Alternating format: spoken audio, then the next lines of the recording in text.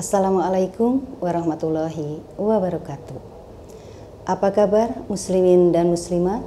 Semoga Allah Subhanahu wa taala selalu memberikan keselamatan, kenikmatan dan kesehatan bagi kita semua. Amin ya rabbal alamin.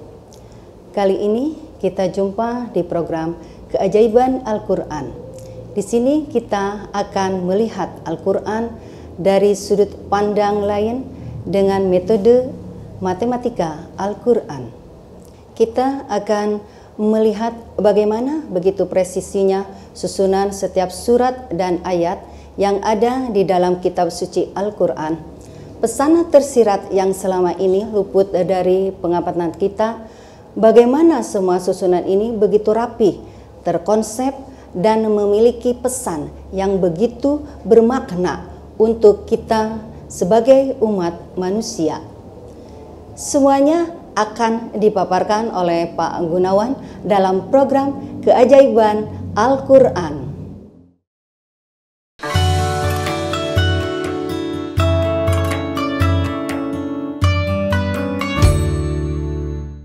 Bismillahirrahmanirrahim. Assalamualaikum warahmatullahi wabarakatuh. Waalaikumsalam warahmatullahi wabarakatuh. Alhamdulillahirabbil alamin.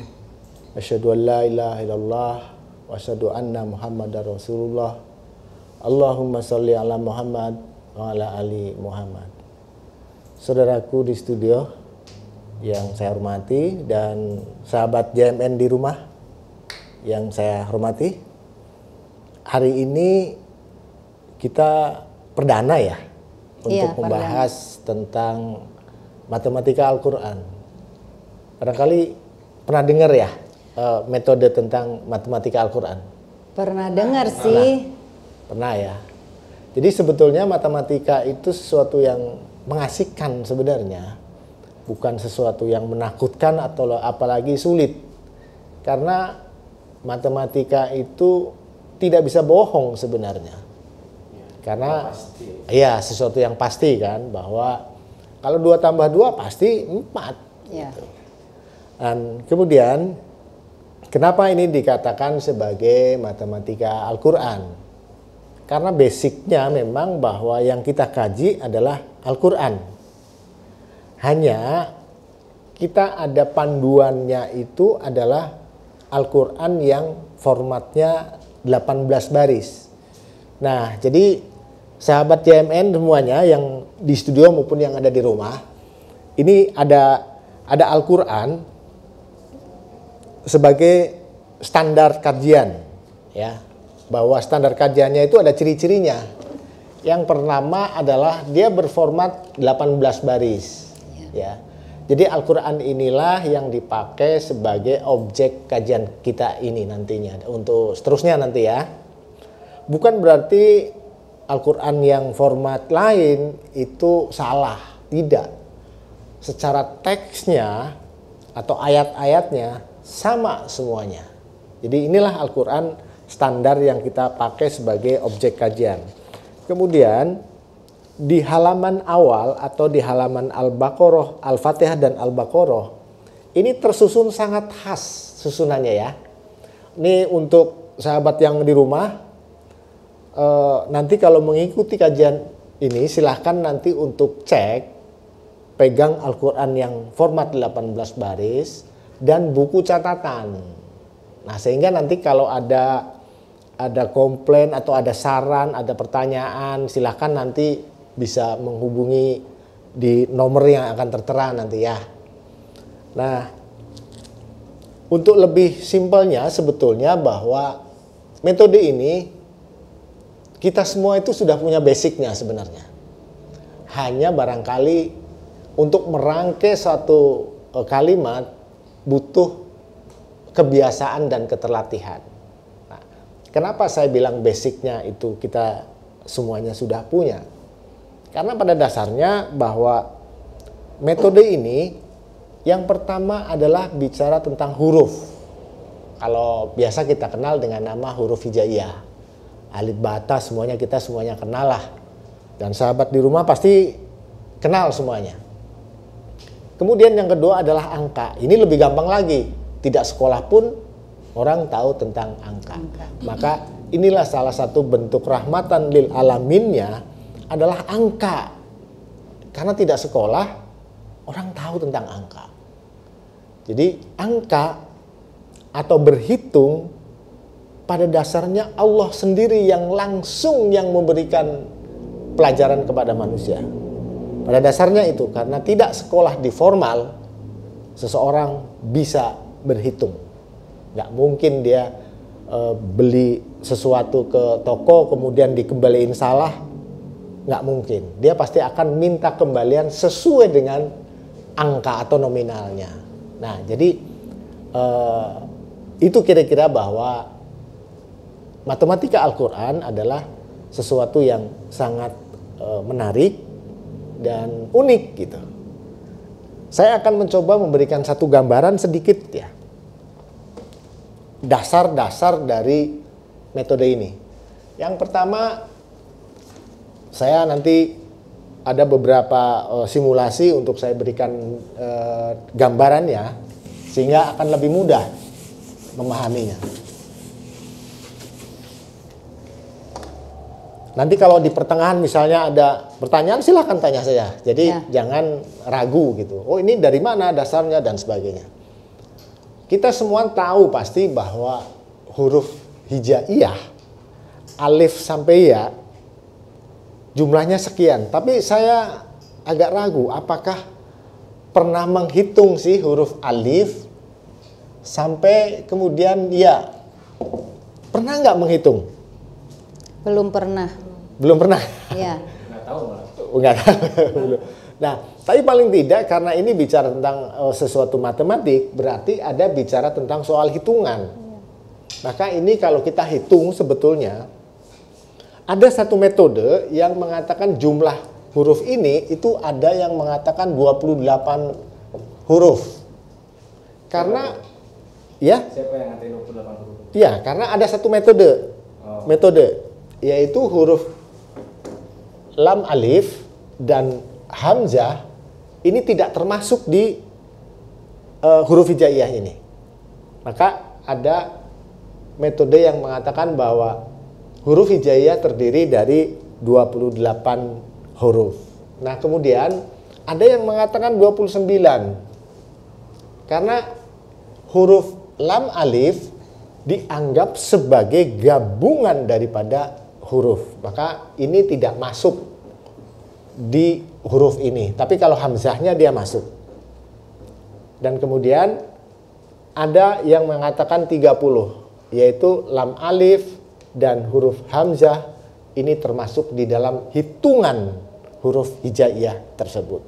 Nah, dalam metode matematika Al-Quran kali ini ada yang belum masuk di dalam huruf atau struktur huruf hijaiyah ini, yaitu huruf alif lam misalnya.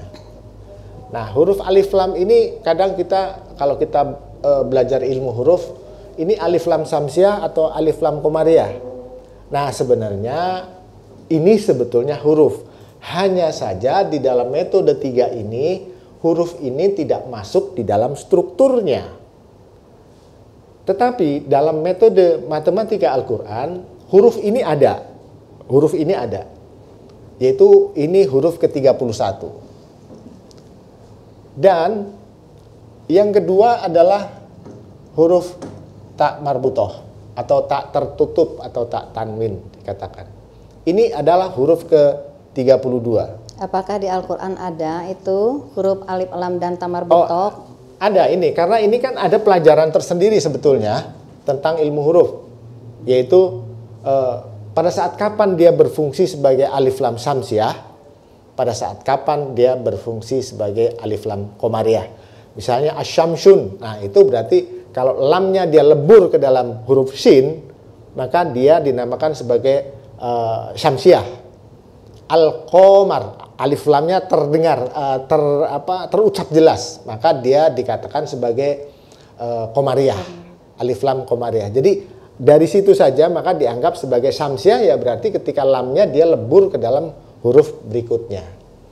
Bentar Pak, stop Ya. ini ya. Ini saya nanya, kan kita bicara tentang matematika Al-Quran ya. Ya.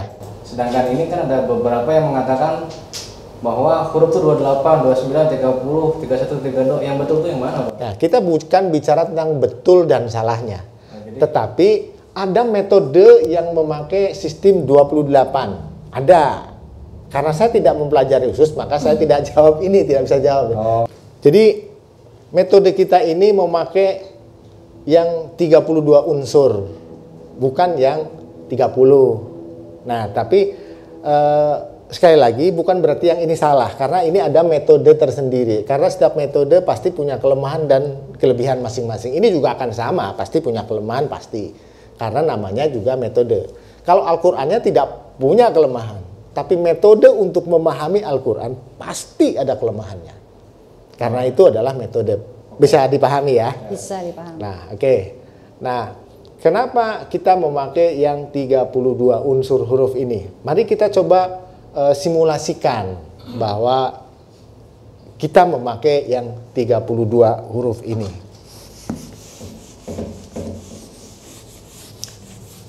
Jadi saudaraku yang ada di rumah nanti bisa lihat simulasi ini dan perhatikan, silahkan nanti dicek di Al-Qur'annya masing-masing. Ya. Apakah benar atau tidak gitu.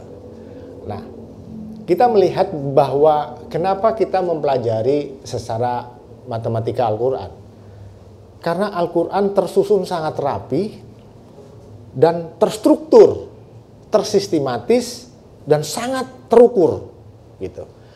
Nah, dari sistem itulah maka pasti Al-Qur'an ini ada satu rumusan. Hanya seperti apa sih rumusannya gitu. Kita mulai misalnya begini. Ketika Rasulullah menerima wahyu yang pertama di Gua Hiro, beliau mendapatkan perintah membaca. Iqra ya Muhammad katanya. Kemudian Rasulullah menjawab, Ana bil qori katanya. Ada yang menerjemahkan, saya bukan pembaca.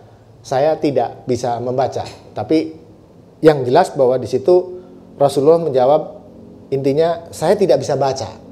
Atau apa yang saya baca?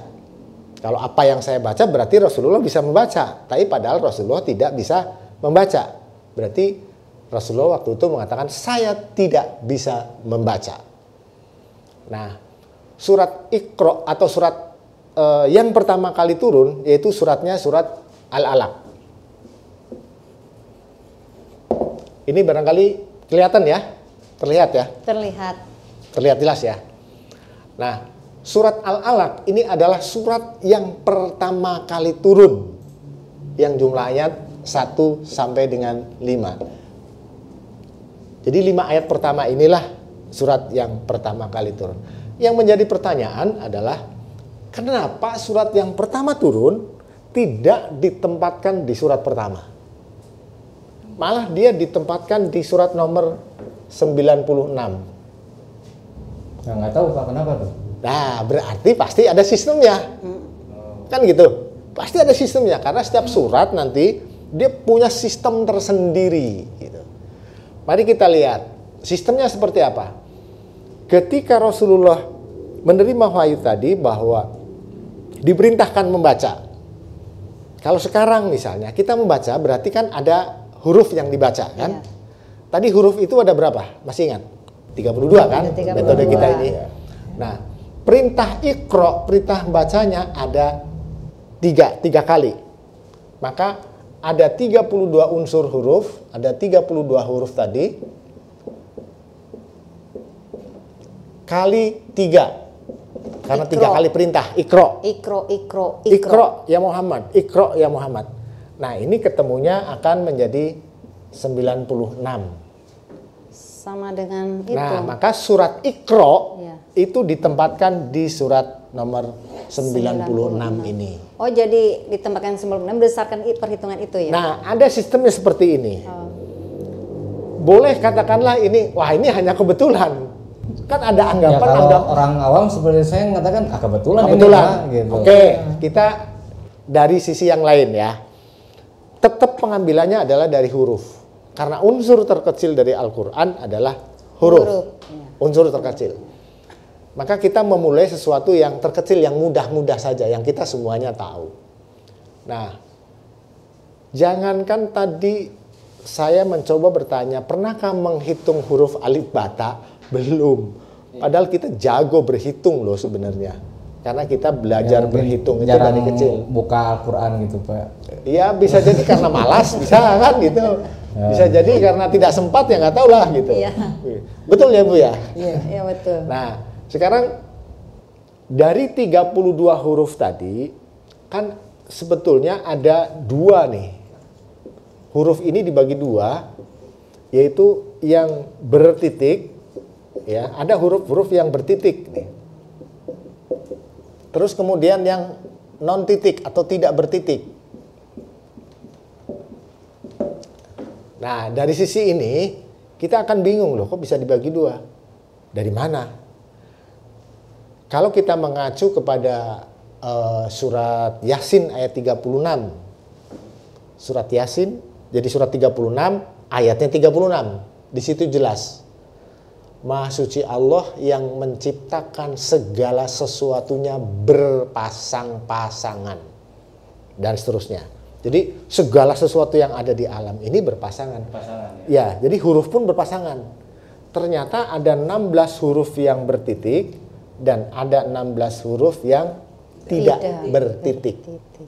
Nah, misalnya kayak yang bertitik, misalnya kayak ba, itu misalnya ta, dan seterusnya. Nah, tadi saya tanya, belum pernah menghitung huruf, apalagi titiknya. Sempet gak menghitung titiknya? Atau kepikiran tidak? Tidak kepikiran. Pasti tidak kepikiran. Nah, jumlah titik dari alif ya sampai dengan tak marbutoh tadi itu jumlahnya ada 24 titik nih. Silakan nanti dihitung di rumah. Dihitung di rumah. Ya. Jangan di sini, nanti waktunya habis. Ya. Pemirsa yang di rumah silakan coba hitung ulang apakah betul jumlah titik dari alif sampai dengan tak marbutoh itu jumlahnya ada 24. Silakan buktikan sendiri. Kemudian setelah kita menemukan angka 24 titik itu, perhatikan baik-baik. Bentuk titik di dalam Al-Quran, bentuknya ya, itu tidak ada yang bulat kan?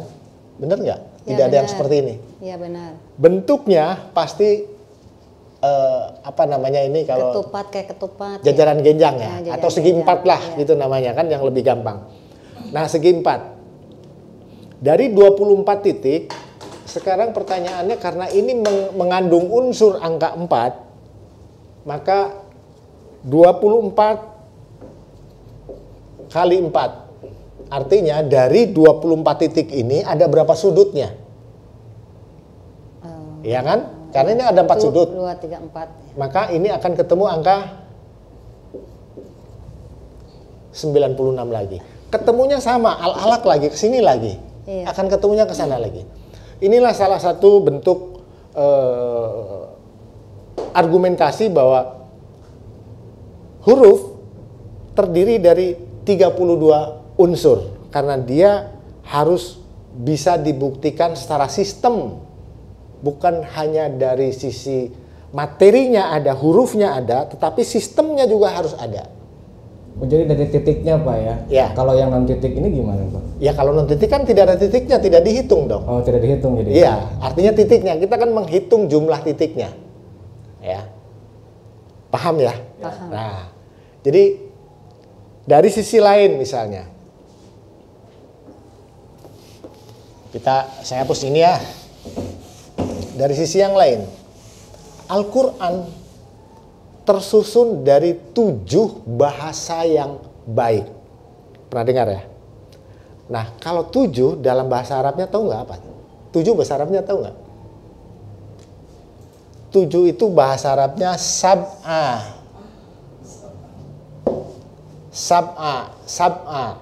Sab'a itu 7. Ya.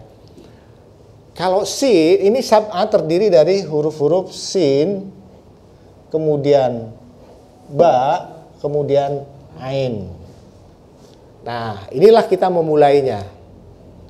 Kalau kita melihat huruf zaman dahulu, itu dipakai juga sebagai angka. Misalnya alif itu 1, ba sama dengan 2 dan seterusnya. Metode kita pun sama sebetulnya. Kita hanya mensubstansikan huruf ke dalam angka. Alif 1, ba 2 sampai dengan nanti ya sama dengan 30, alif lam tadi 31 dan tak marbutoh 32. Nah, sin kalau kita hitung urutannya dia adalah urutan ke-12. Kemudian ba ini urutan ke-2, ain ini urutan ke-18. Kalau ini kita jumlah, ini jumlahnya juga 32. Nah, jadi ada 7 bahasa yang melingkupi, yang membentuk satu Al-Quran. Artinya 7 bahasa yang bagus, dialek-dialek yang ada di Jazirah ketika itu. Maka kata sam'a itu juga kalau kita jumlah sesuai dengan metode ini ada 32. Ini sama dengan jumlah huruf lagi. Jadi selalu kembali kepada 32 lagi, 32 lagi. Nah, inilah argumentasi bahwa huruf yang membentuk Al-Quran terdiri dari 32 unsur huruf. Bisa dipahami ya? Ini sebelum nanti melangkah ke hal berikutnya. Kita baru sampai di metode huruf ini. Metode huruf. Jadi untuk selanjutnya nanti sahabat Yamin di rumah, jadi sederhana metodenya. Alif sama dengan 1, ba sama dengan 2, ta sama dengan 3 dan seterusnya. Simpel kan? Jadi itu yang mendasari bahwa dasar-dasar metode ini adalah itu sebenarnya. Nah, makanya di awal saya bilang kita semuanya basicnya sebenarnya sudah punya. Basic dari metode ini Bapak, Ibu yang ada di rumah semuanya juga punya basicnya. Hanya mungkin barangkali penggabungan yang belum bisa karena ya mungkin tidak apa namanya ya tidak perhatian bisa gitu. Tidak begitu perhatian. Karena dianggap juga tidak penting bisa juga. Yang penting kan bisa gitu. baca begitu. Gitu kan. Nah, ini sampai di sini ya. Oke, paham. Oke. Belum Pak, itu Ya. alif itu kan nggak bertitik. Betul. Gimana Bapak kok dikategorikan ke 24 titik itu? Kan ini Dari alif. kan dari Semua 16. dari alif. 16 ini itu yang bertitik. Yang dihitung kan cuma titiknya, bukan hurufnya. Tapi kan Bapak ngitung dari Ya. alif ke dari marbutoh, alif sampai ta huruf marbutoh. Ya kan ada 32 huruf ini, Bu. Betul ya? Ada 32. Yang dihitung itu ada berapa titik dari alif sampai dengan ta marbutoh.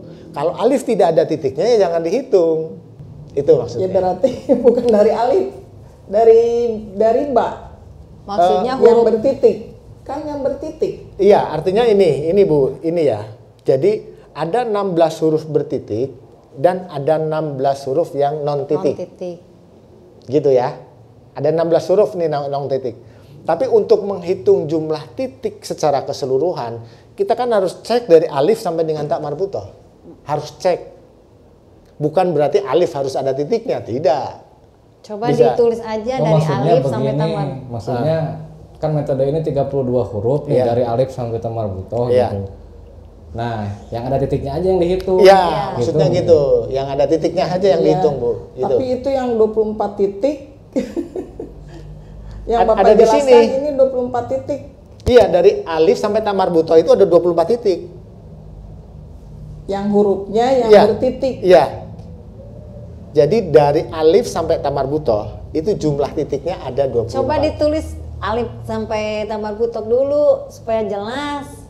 Jelas lah, udah pasti Ya jelas. jangan dihitungnya itu yang ada titiknya. Iya, ngerti. Tapi alifnya kan Nggak ada titiknya maksudnya. Nggak ada Yang nggak titiknya. dihitung, Iya, yang nggak nggak dihitung. dihitung. ya artinya kalau ini saya, pengetahuan saya, ba mulainya dari ba yang titik. Nah, nanti Alifnya tidak. nanti H nggak ada titiknya dong, Bu. Ain nggak Dal ada. nggak ada titiknya. Makanya kita untuk mempermudah silahkan dicek dari alif sampai dengan ta marbutoh. Dicek. Itu jumlahnya ada berapa titik. Itu saja. Berarti dari hurufnya aja Iya. ya. ada yang dari mulai hurufnya itu, Iya. bukan artinya dari alifnya itu dihitung. Iya, Karena dasarnya kan 32 huruf. 32 huruf gitu. Bisa dipahami ya Bu ya? Kalau saya pikir alifnya itu dihitung jadi 24 titik itu. Kalau alif itu kan huruf, ya kan, huruf pertama. Maksudnya Sampai titik. huruf ke 32, hitung titiknya. Titiknya saja yang dihitung, jangan hurufnya. Iya. Ya kan? Karena huruf ini tadi sudah kita hitung 32. Sementara jumlah titiknya dari keseluruhan 32 huruf itu ada 24 titik. Keseluruhan 32 huruf. Keseluruhan dengan 6 titik berarti. Enggak. Iya, kan Keseluruhan huruf dari 32 huruf ini Bu. Jumlah titiknya ada 24 titik. Iya. Berarti gini, tak titiknya 2. Ya. Oh, Nah, iya. gitu. Saya Satu. ngerti.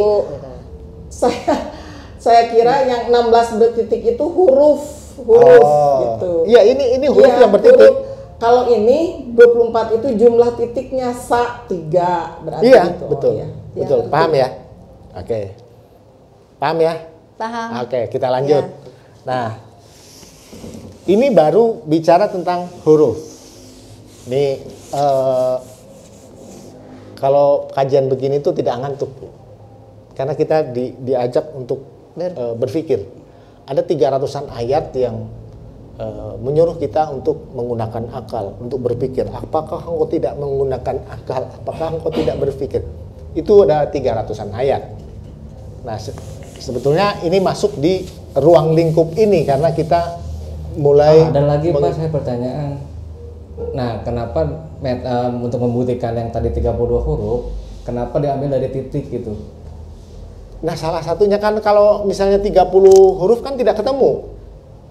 Tidak ketemu 24, ketemunya 22. Nggak ketemu 96 jadinya. Benar nggak? Oh, gitu. Iya kan? Oh, iya, iya. Gitu, benar ya? Oke, kita lanjut ya. Nah, sekarang dari unsur-unsur inilah yang kemudian membentuk yang namanya ayat. Tadi saya tanya, berapa jumlah huruf? Bisa semua, pernah menghitung? Belum. Nah, sekarang saya kembali ke jumlah ayat. Berapakah jumlah ayat Al-Quran? Ya, setahu dari SD sih 6.666. Itu kan Ya, pengetahuan SD ini, kan gitu, Pak. Ini yang masyhur ini jumlah ayatnya ini memang ini. 6.666 ayat. Pertanyaannya pernah hitung belum? Belum Males hitung Pak, ayat. banyak hitungnya. Sebetulnya- males hitungnya. Sebetulnya Banyak. kalau kita hitung itu jumlahnya tidak akan sampai jumlah segini.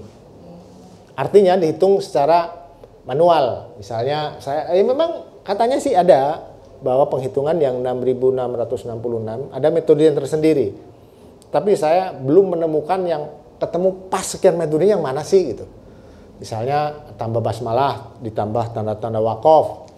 Lalu angka itu dari mana Pak menentukan Ya. 6666? Ya, saya tidak tahu juga, makanya jangan tanya ke saya. Karena saya belum pernah ketemu orang yang bisa menjelaskan dengan pas, ini loh jumlahnya sekian. Cara menghitungnya begini, belum pernah. Oh. Maka saya kalau ditanya dari mana ya saya tidak tahu gitu. Nah, kemudian setelah kami hitung ternyata jumlah ayatnya itu hanya 6.236 ayat nih. Nah, ini yang saya tanya, dari mana? Yang ini. Iyalah, kan saya soalnya taunya segitu. Ya, kalau ini kan mudah. Kan kita bisa berhitung, tinggal dihitung saja. Al-Fatihah 7, 7. Al-Baqarah 286, tambah terus sampai nanti di surat An-Nas. Di ujung itunya aja Ya. suratnya ya jumlah. Nanti akan ketemu Segitu jumlahnya. Jumlahnya segini. Jadi bukan yang awal itu. Ya, saya tidak, sekali lagi saya bilang bahwa saya tidak tahu metode ini dari mana cara Ya. menghitungnya. Saya hanya bisa yang ini. Ketika yang sudah mudah. dihitung jadi 6236 gitu. 6.236 ayat. ayat.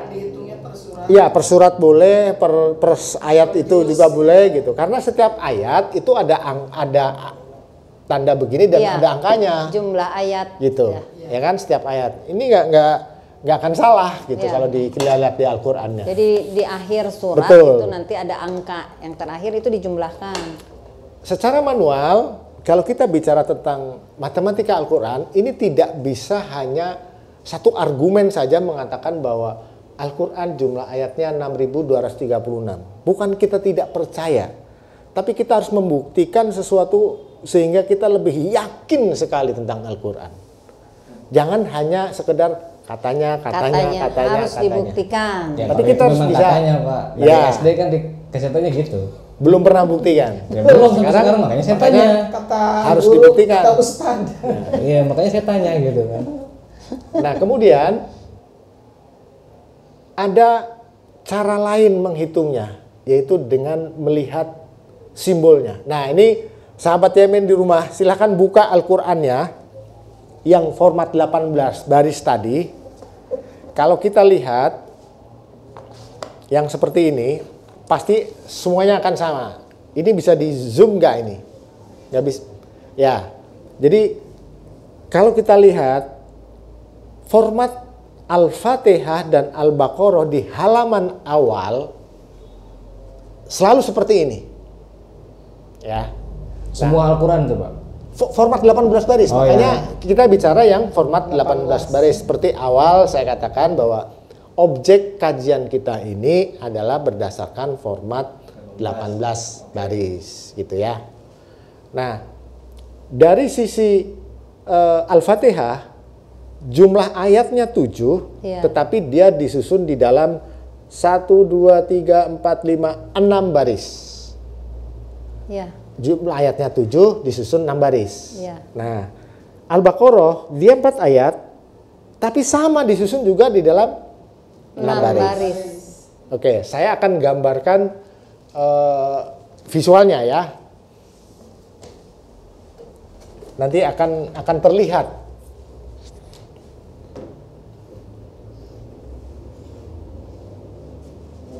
Anggap saja ini Al-Quran yang terbuka ya. Iya.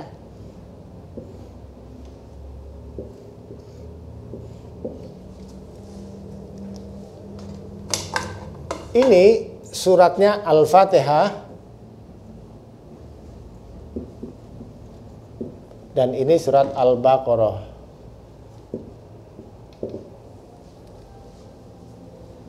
Di sini 7 ayat. Di sini 4 ayat.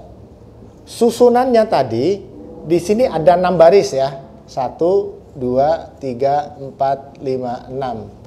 Di Al-Baqarahnya juga sama. 1, 2, 3, 4, 5, 6. Nah, walaupun 4 ayat, dia disusun tetap di dalam 6 baris. Mestinya seharusnya lebih sedikit dong, karena jumlah ayatnya Iya. lebih sedikit ya. Iya. Tetapi susunannya sama. Dan tahukah bahwa Al-Quran dimulai dari halaman 2, bukan halaman 1. Bisa lihat di Al-Qurannya masing-masing, silahkan. Jadi Al-Quran tersusun mulai dari halaman 2. Betul ya? Iya. Betul, dari halaman 2. Bukan halaman 1, karena halaman 1 adalah halaman judul. Oh, itu termasuk halaman? Iya, ini halaman judul, karena ini kalau ada 2 berarti mestinya ada 1. Kenapa nggak ada halaman 1 gitu? Tertulis 1 maksudnya itu. Tulis angka Oh, 1. itu nanti lanjutan kita jelaskan. Oh. Sementara ini dulu ya. Ini nanti kajiannya. Tapi ada alasannya kenapa Ada, nggak nanti ada angka? ada kajian lanjutan ya. Jadi kita baru sampai pada taraf dasar-dasar metodenya saja dulu. Iya. Dan keajaiban keunikannya. Sehingga kita harapannya adalah tertarik untuk mengkaji Al-Quran. Oke, ini halaman 2. Kemudian ini halaman 3. Ini tadi 6 baris ya. Iya, 6 baris. Ini juga 6 baris. Iya. Nah, jumlah ayat sebetulnya sudah terlihat di sini. Iya. Yaitu ada 6, kemudian 2, kemudian 3, kemudian 6. Jadi 6, 2, 3, 6. Ini juga sama, 6, 2, 3, 6. 6.236 ayat. Maka Al-Quran di halaman awal atau di Al-Fatihah itu dianggap sebagai induknya Al-Quran. Atau dalam buku biasa dikatakan sebagai daftar isi. Maka di halaman inilah sebenarnya jumlah ayat Al-Quran terlihat atau tampak, tetapi secara tersirat atau secara simbolis. Kalau yang 4 ayat 7 ayatnya itu apa? Ya. Maksudnya. Nah, sekarang halaman 6 ada 6.236 ayat ini kan sebetulnya adalah Al-Quran itu sendiri kan? Ya. Al-Quran. Merujuk ayat Ya, yang tadi 6.236 itu adalah Al-Quran. Oke. Jumlah. Nah, sekarang karena ini melingkarnya adalah ke kiri, maka ini tinggal nyambung ke sini kan. Berarti ini merupakan angka 47. 47. Surat 47, silahkan buka suratnya apa. Yang di rumah silahkan buka surat 47. Suratnya adalah surat Muhammad. Jadi 6, 2, 3, 6 turun kepada Muhammad. Dari sini saja sebenarnya sudah memberikan satu informasi bahwa begitu indahnya susunan Al-Quran sehingga halaman awal pun sudah menceritakan tentang peristiwa turunnya, bukan dari sisi cerita tetapi dari suatu rangkaian yang sudah tersistem. Bukan katanya lagi. Gitu. Ya, ini sisi yang awal nih untuk yang dikatakan tadi sama host bahwa keajaiban Al-Quran. Al-Quran itu bukan ajaib lagi, sudah unik, presisi, mudah lagi kan. Tapi ini berlaku yang 18. Yang 18 baris. Tapi yang lain? Yang lain belum dikaji. Belum dikaji. Jadi ini kajiannya adalah berdasarkan format 18 baris. Jadi tadi Pak, kenapa harus 18? Saya tanya begitu. Ya karena kajiannya memang dasarnya dari format yang 18 baris. Metode ini awalnya diketemukan karena memakai format 18. Siapa penemunya, Pak? Oh iya, saya lupa, mohon maaf ya. Jadi penemu metode ini sebetulnya kelahiran Garut sebenarnya. Namanya Orang Sunda. Orang Sunda. Jadi ini produk lokal sebetulnya. Ini produk lokal ya. Nah jadi beliau bernama Bapak Lukman Abdul Kohar Sumabrata. Beliau meninggal pada tahun 96. Jadi beliau mengkaji ini sejak tahun 83. Kebetulan saya salah satu muridnya beliau, yaitu semenjak tahun 90 saya belajar kepada beliau sampai beliau meninggal. Jadi saya bersyukur ketemu langsung dengan penemu metode ini. Jadi itu Ibu ya. Jadi sejarahnya cukup panjang memang kalau kita melihat metode ini. Oke, dari sini sudah jelas ya? Jelas. Nah, oke. Kalau sistem ini kita bicara tentang ada 6.236 kita hitungan secara manual, kemudian ada secara simbolik, artinya dari halaman 2 dan 3 itu menunjukkan jumlah ayat Al-Quran. Sekarang bagaimana dengan perilaku manusianya? Coba kita lihat, ada satu budaya di lingkungan kita atau tradisi ya, kebiasaan gitu ya.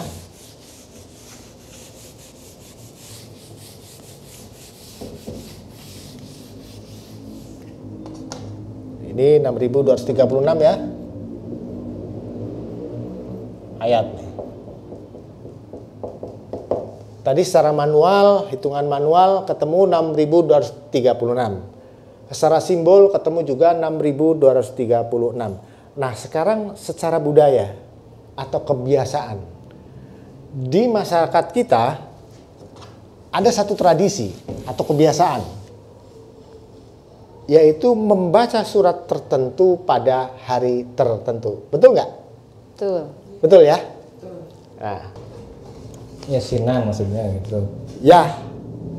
Jadi Yasin itu seringnya dibaca itu bukan harus sebenarnya ya. Seringnya dibaca pada malam Jumat atau hari Jumat. Jadi ada dua nih. Ada Yasin dan ada hari Jumat. Di Al-Quran ada surat namanya surat Al-Jum'ah. Ini suratnya surat 62. Dan yang dibaca suratnya adalah surat Yasin. Ini surat 36. Coba perhatikan baik-baik ini ya. Angka ini sebetulnya gabungan dari angka ini kan. Hanya angka itu saja. 6236, 6236. Malam Jumat baca Yasin pahalanya nanti akan sama dengan membaca seluruh Al-Quran. Maunya seperti itu. Tapi wallahu a'lam yang benar seperti apa. Tapi seharusnya yang dimaksud adalah bacalah 6236 ayatnya, jangan Yasin terus. Kalau kita membaca 6236, Yasin pasti nanti akan kebaca. Iya. Enggak, soalnya Intinya. saya punya pernah dengar info begini Pak. Kalau misalkan malam Jumat baca Yasin, itu sama saja membaca satu Al-Quran katanya kan gitu. Ya ini tadi penjelasannya. Oh gitu. Penjelasannya. Jadi nggak perlu baca yang lain katanya.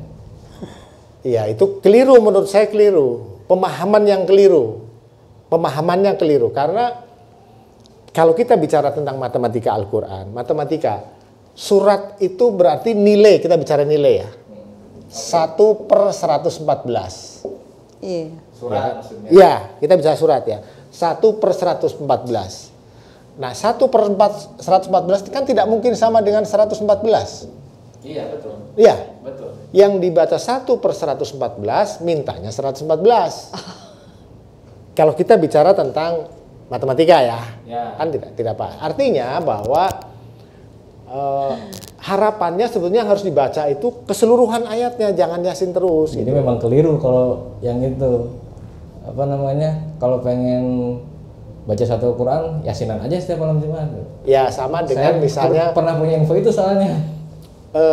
Misalnya membaca surat Al-Ikhlas 3 kali itu sama dengan membaca Al-Quran. Itu hikmah dari itu memang ada hadisnya gitu kan. Tapi kalau hadis ini saya kurang yakin ada gitu.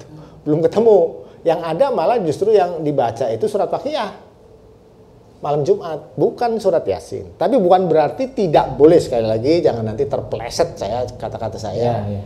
Dan diplesetkan nanti sekarang kan lagi viral apa dipotong-potong kemudian diviralkan. Waduh, ini ribet nih yang begini nih.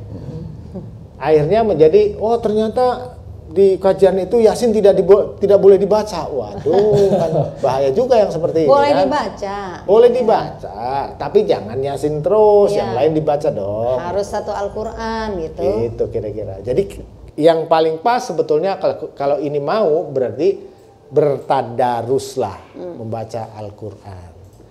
Nah, jadi inilah awal dari kajian kita untuk kali ini. Jadi barangkali nanti bisa kita sambung lagi ya.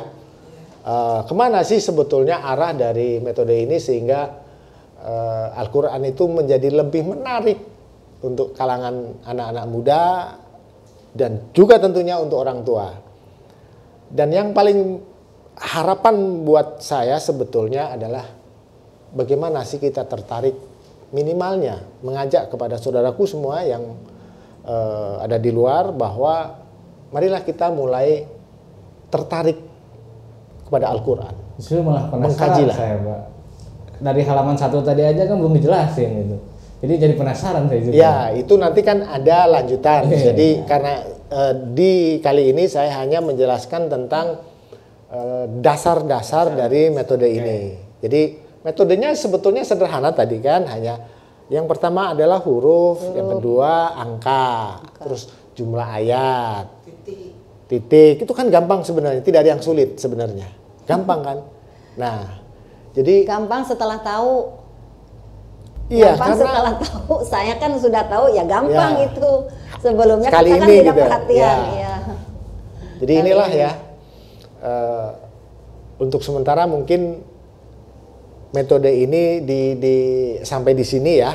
Nanti ada lanjutannya, dan saya yakin banyak sekali hal-hal yang belum kita ketahui, dan itu ada di hadapan kita sebenarnya. Ya. Oke, gitu ya. Baik, sahabat JMN di rumah, untuk materi kali ini tentang matematika Al-Quran saya sudahi, dan sebelumnya mohon maaf kalau ada kata-kata saya yang kurang jelas maupun tidak mengenakan barangkali, dan saya juga pribadi dalam taraf terus belajar untuk mengkaji Al-Quran sehingga metode ini kemudian menjadi suatu hal yang boleh dikatakan mendekati sempurna lah. Ini metode ini belum sempurna. Jadi untuk episode kali ini kurang dan lebihnya mohon maaf. Wabillahi taufiq wal hidayah. Wassalamualaikum warahmatullahi wabarakatuh. Waalaikumsalam warahmatullahi wabarakatuh. Demikian Sobat JMN, pemaparan dan diskusi kita hari ini tentang Al-Quran 18 baris dan keunikannya. Kesimpulan dari paparan tersebut, ternyata masih banyak yang belum kita ketahui tentang ilmu-ilmu di dalam Al-Quran. Metode matematika Al-Quran ini merupakan salah satu bentuk dalam keindahan dan keteraturan Al-Quran. Selain daripada tafsir yang sudah eksis selama ini, semakin dalam kita mempelajari, ternyata semakin terlihat bodoh karena banyak hal yang belum kita ketahui. Sampai jumpa di episode selanjutnya, tetap di Keajaiban Al-Quran. Wassalamualaikum warahmatullahi wabarakatuh.